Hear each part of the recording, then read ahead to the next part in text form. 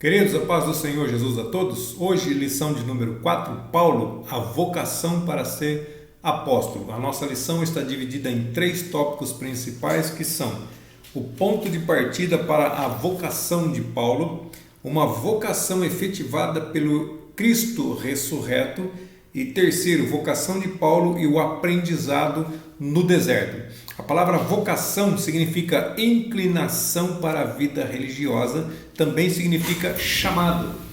Vocação, inclinação para a vida religiosa e também significa chamado. Então, ou seja, Paulo e a inclinação para ser apóstolo e o chamado para ser apóstolo. E apóstolo significa pessoa que deixa as vontades de lado para viver em função de propagar a sua fé. Apóstolo também significa, nos dias atuais, missionário, significa pregador da palavra do Senhor. Nosso texto áureo diz assim: Paulo, chamado pela vontade de Deus para ser apóstolo de Jesus Cristo, 1 aos Coríntios capítulo 1, versículo 1. Então Paulo não foi chamado pela vontade do homem, mas sim pela vontade de Deus para ser um apóstolo, para ser um missionário, para ser um pregador do Senhor Jesus Cristo, para levar o nome do Senhor Jesus Cristo. A verdade prática diz: Deus chama pessoas para realizar grandes feitos no reino divino. Deus chama pessoas normais, Deus chama pessoas comuns, Deus chama você, Deus chama a mim para realizar grandes feitos em prol do crescimento do reino de Deus aqui nessa terra. O objetivo geral da nossa lição é revelar que Deus vocaciona atualmente os crentes ou os cristãos para a sua obra. Deus continua vocacionando. Será que todos nós nascemos com uma vocação para alguma coisa? Daqui a pouquinho nós já vamos responder. Então, o primeiro tópico, o ponto de partida para a vocação de Paulo. O primeiro subtópico, chamada e presciência divina. A presciência significa previsão, significa conhecimento do futuro, significa antevisão. Então, Deus ele chamou Paulo através da sua presciência, através do seu conhecimento antecipado do futuro. Deus é o único que pode prever o futuro. Ele é o único que sabe o que vai acontecer lá na frente. Então, retornando à pergunta, será que todos nós nascemos com a vocação para alguma coisa? Sim, todos nós temos uma vocação, todos nós temos um chamado. Agora, resta saber como que nós vamos responder a esse chamado. Então, Paulo, como é o motivo pelo qual nós estamos estudando essa nossa revista, esse trimestre, Paulo tinha uma vocação. Ele não foi chamado para salvação. Ele não foi um queridinho de Deus, escolhido para ser salvo. Não, negativo. Ele foi escolhido para levar a mensagem de Deus. Ele tinha um chamado específico para levar uma mensagem específica para o povo. Não é uma vocação para salvação, é uma vocação para o ministério, para exercer uma função. Porque não tem vocação para salvação, não tem pessoas específicas separadas para ser salva e outras não. Não, negativo. A vocação é para o ministério, o chamado é para o ministério. Gálatas 1,15 vai dizer assim: mas quando aprouve a Deus, que desde o ventre da minha mãe me separou e me chamou pela sua graça. Então olha aqui, a palavra separou significa colocado de lado, significa pego entre a multidão e colocado de lado. Então, pensa numa multidão de pessoas, Deus vem, escolhe uma, separa uma do meio dessa multidão. Então, ele pega do meio de uma multidão uma pessoa e separa. Olha só, ele fez a separação. Agora, quando Deus separa alguém, ele não separa para ficar isolado, não separa simplesmente por separar. Não, ele tem alguma finalidade com isso. Ele não separou para deixar, vou tirar você daqui simplesmente para isso. Não, negativo. Ele tem um propósito. Então, qual que era o propósito dele fazer essa separação? Ele tirou do meio dessas pessoas para que ele foi um escolhido e ele chamou também essa pessoa. O que significa chamar? Esse chamado aqui, desse versículo, esse chamado é o mesmo que convocado. Então, ele não, Paulo, não, Paulo, você vai fazer a minha obra. Paulo, vai para tal lugar que eu vou te falar o que você tem que fazer. Assim, quando Jesus apareceu para ele, foi dessa forma que ele falou. Então, e também no finalzinho do versículo, pela sua graça, ou seja, Deus me separou, desde o ventre da minha mãe, Deus me separou, Deus me chamou, não é porque eu sou bom, não é porque eu sou doutor, não é porque eu sou estudado, não é porque eu sou fariseu, não é porque eu sou judeu, não é porque eu sou líder religioso, não, mas é pela graça de Deus. Então não é mérito humano, é pela graça de Deus. Então ele foi colocado de lado, ele foi separado, ele foi chamado para uma grande obra, para prestar um serviço para Deus, para levar o nome do Senhor Jesus para as pessoas. Atos 9, 15 e 16 diz assim: disse-lhe porém o Senhor, vai, porque este é para mim um vaso escolhido, para levar o meu nome diante dos gentios, dos reis e dos filhos de Israel. Então Deus aqui estava falando com Ananias, vai lá, porque ele é para mim um vaso escolhido. Olha só, Ananias querendo se justificar, não, mas esse aí é aquele que persegue, Senhor, o Senhor não sabe o que você está fazendo. Não, Deus sabe exatamente o que ele está fazendo. Ele é o vaso escolhido, eu escolhi esse vaso, eu separei esse vaso e eu vou enviar esse vaso, e você vai lá falar com ele, você vai lá interceder por ele com imposição de mãos. Ele vai levar o meu nome para os gentios, para os reis e para os filhos de Israel. Então ele tinha essa incumbência de levar para todos os povos, para todas as nações, o nome do Senhor Jesus. E o versículo 16 ainda complementa dizendo assim: e eu lhe mostrarei o quanto deve padecer pelo meu nome. Olha só que interessante, Paulo fazia com que os cristãos sofressem na sua mão, fossem presos, fossem açoitados e até mortos. Ele dava o seu consentimento, ele dava o seu voto a favor de que eles fossem mortos. Agora não, agora Deus estava falando para ele assim, que vou mostrar para ele o quanto ele deve sofrer pelo meu nome. Então, ao invés de fazer os outros sofrer, agora ele é quem iria sofrer. Segundo subtópico, um ministério na plenitude do Espírito, não é na plenitude da humanidade, é na plenitude do Espírito Santo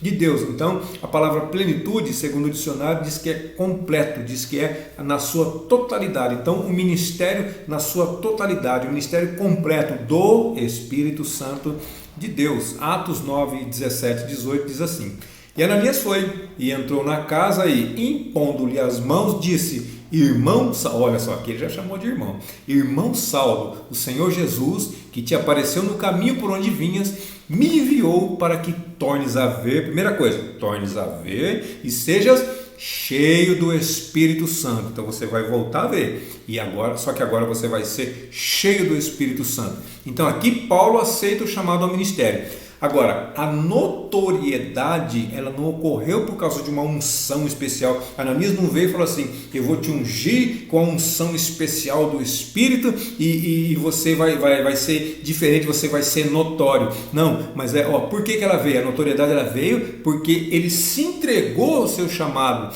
Não é porque, não existe esse negócio de unção especial, não existe esse negócio.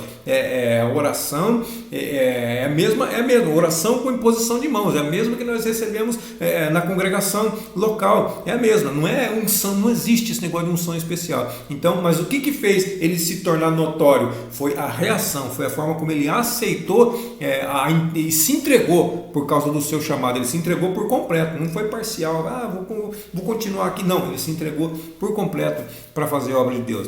Ou seja, quanto mais nos dedicarmos à nossa vocação, mais o Espírito Santo de Deus vai trabalhar na nossa vida.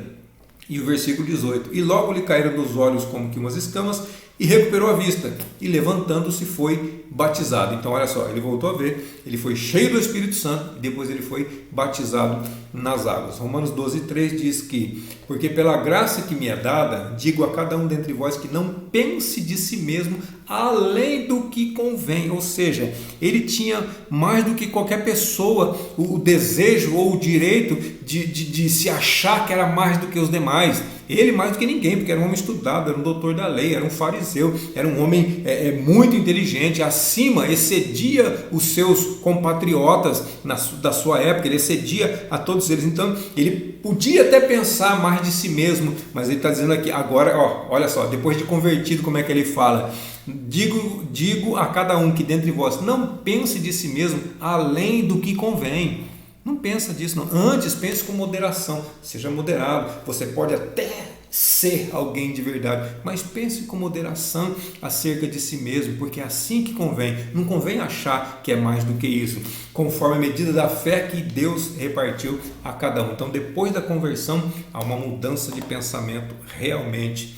Então, Deus, terceiro subtópico, Deus mudou o nome de Saulo para Paulo. Mais uma vez nós vamos dizer, porque nessa lição esse ponto é específico. Deus mudou? Você acha que ele mudou? Olha só, na Bíblia, Deus mudou o nome de Abrão para Abraão. Está lá em Gênesis capítulo 17, versículo 5. E não se chamará mais o teu nome Abrão, mas Abraão será o teu nome, porque por pai de muitas nações te tenho posto. Deus também mudou o nome de Jacó para Israel, de Jacó para Israel.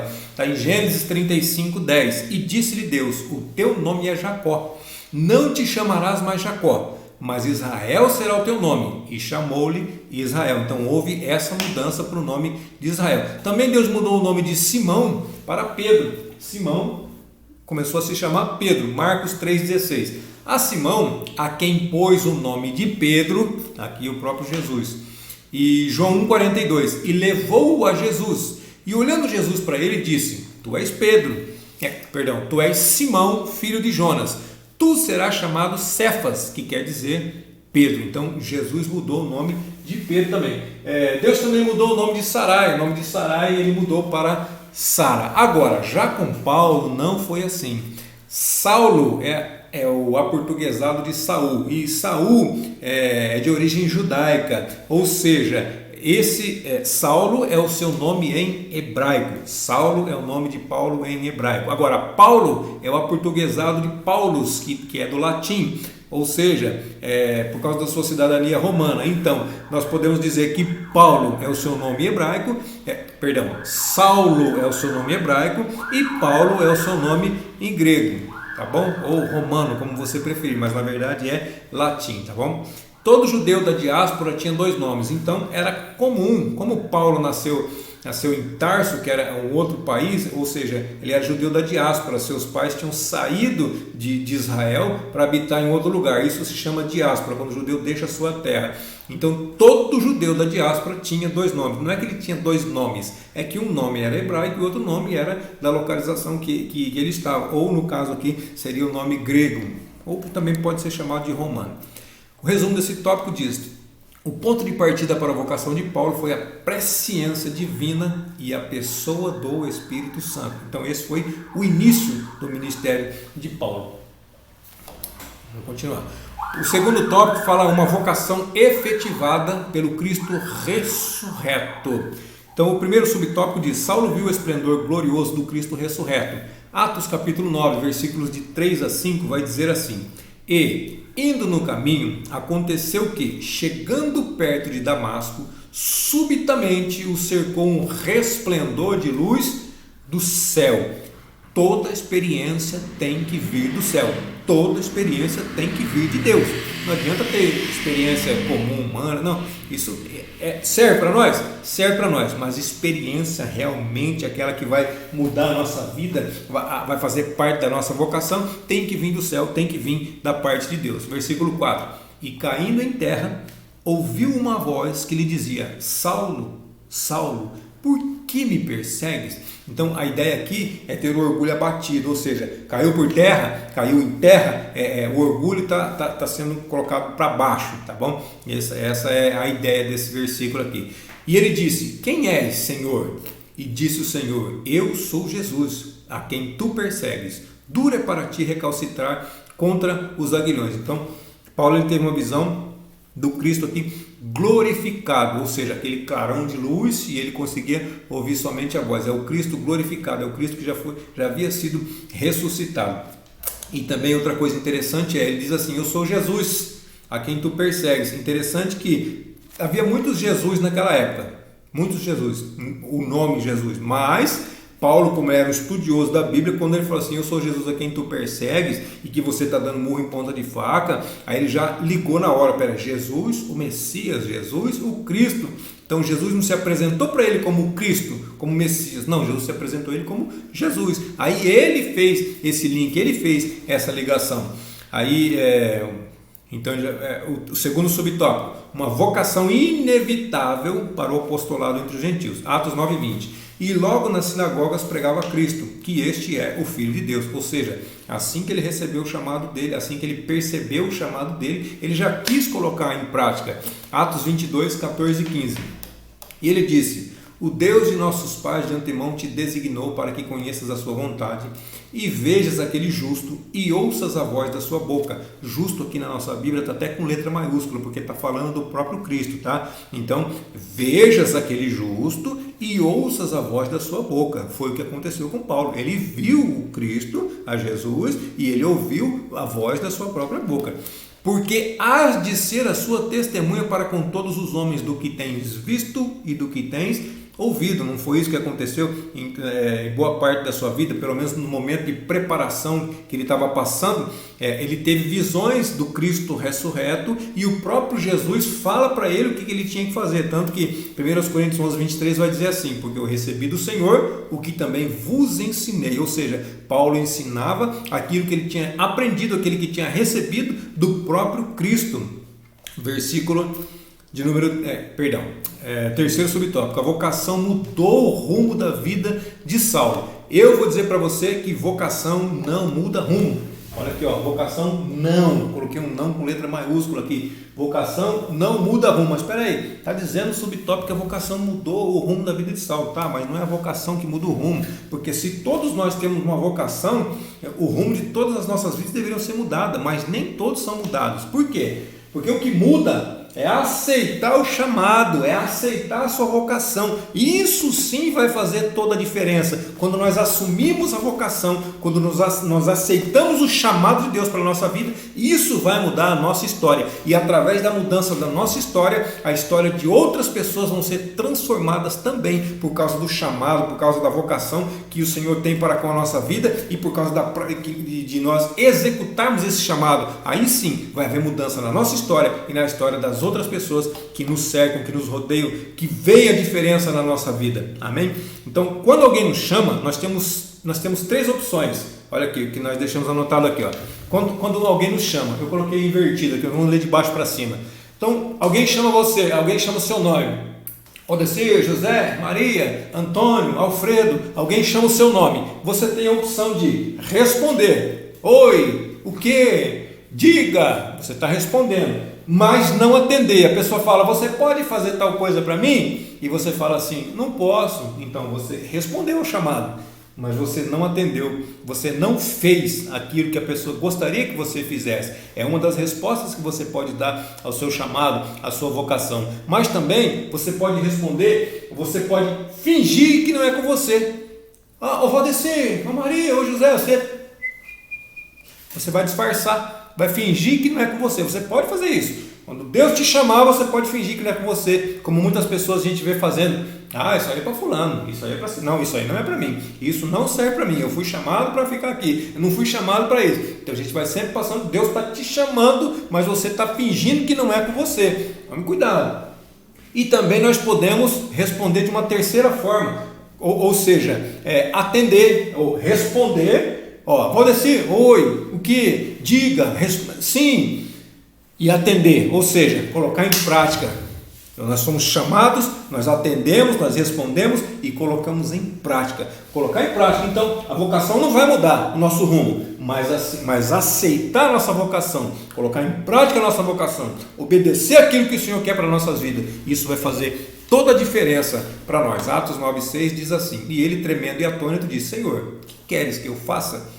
E disse-lhe o Senhor: levanta-te e entra na cidade, e lá te será dito o que te convém fazer. Ou seja, o que você está fazendo agora não convém, mas eu vou te mostrar. Entra na cidade que eu vou te mostrar o que convém ser feito. Então aqui Paulo começa a fazer o que foi solicitado. Paulo começa a colocar em prática o seu chamado. Atos 9,9 diz assim: e esteve 3 dias sem ver, e não comeu nem bebeu. Ou seja, aqui fala da preparação espiritual de Paulo. Então, jejum absoluto, oração durante 3 dias. Valdecir, não está escrito oração, está sim. Atos 9,11, dá uma lida lá. E disse-lhe o Senhor: levanta-te, vai à rua chamada direita e pergunta em casa de Judas por um homem de Tarso chamado Saulo, porque eis que ele está orando. Olha só, então jejum absoluto, oração durante 3 dias, não comeu, não bebeu nada, é a preparação dele para o ministério. O resumo desse tópico diz assim: a visão gloriosa de Cristo ressurreto mudou definitivamente o rumo da vida de Paulo.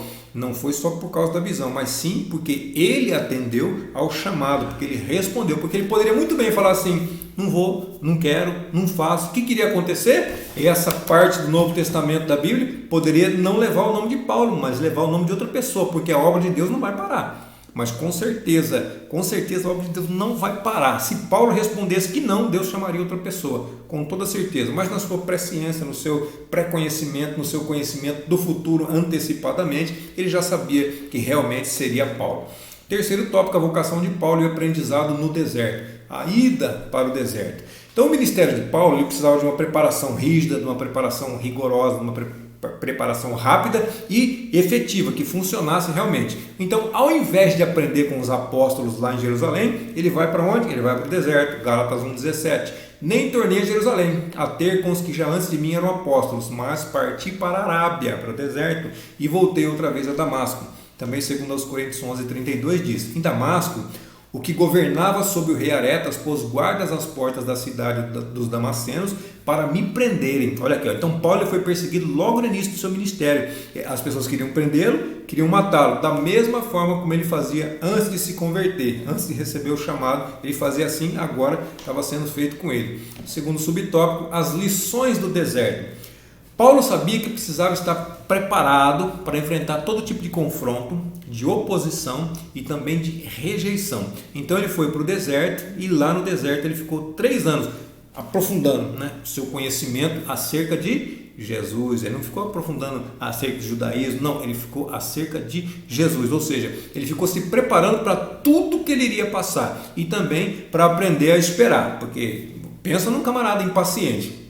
Quando ele queria fazer alguma coisa, ele pedia carta, ele pedia permissão e ele já saía para fazer, saía arrastando o cristão, entrando dentro das casas, pegando, batendo, mandando para a prisão e aprovando que para que eles fossem mortos. Agora não, agora ele tinha uma outra pessoa no comando, agora ele tinha que esperar, agora ele estava sob o comando de Deus, então agora ele tinha que obedecer, agora ele tinha que aguardar o momento certo, agora ele tinha que aguardar a palavra de Deus falar para ele sim ou falar para ele não, para ele poder fazer ou para ele não fazer. Olha a diferença, Atos 9:29. E falava ousadamente no nome do Senhor Jesus. Falava e disputava também contra os gregos, mas eles procuravam matá-lo. Então, mesmo com os gregos, você vê, o povo dele queria matar ele, os gregos queriam matar ele, os gentios queriam matar ele, todo mundo queria matar ele. 30. Sabendo, porém, os irmãos, o acompanharam até Cesareia e o enviaram a Tarso, sua cidade natal. Você vê que interessante? Onde Paulo ia, tinha alguém que queria matá-lo, de perseguidor a perseguido. Agora, outra coisa importante, todo chamado ele acontece em algum momento específico da nossa vida, até mesmo bem antes da gente ter conhecimento dele, o chamado aconteceu, mas a gente nem sabe, a gente nem...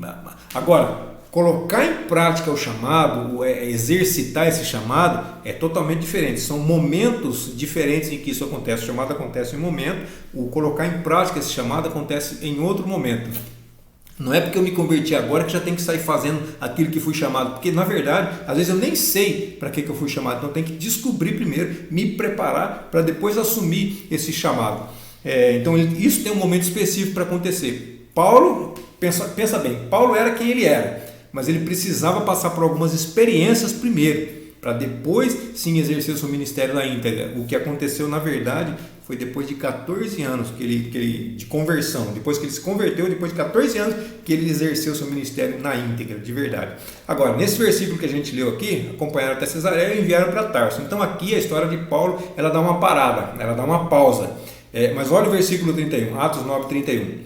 Assim, pois, as igrejas em toda a Judéia e Galiléia e Samaria tinham paz, eram edificadas, se multiplicavam, andando no temor do Senhor e na consolação do Espírito Santo. Então, olha, presta bastante atenção.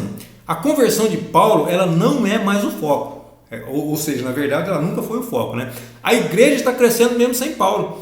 Paulo, ele era quem era, ele sabia o que ele sabia, o conhecimento que ele tinha, ele achava que a igreja precisava dele para poder explodir, para poder crescer, para poder desenvolver, mas aqui não, aqui a história dele dá uma pausa.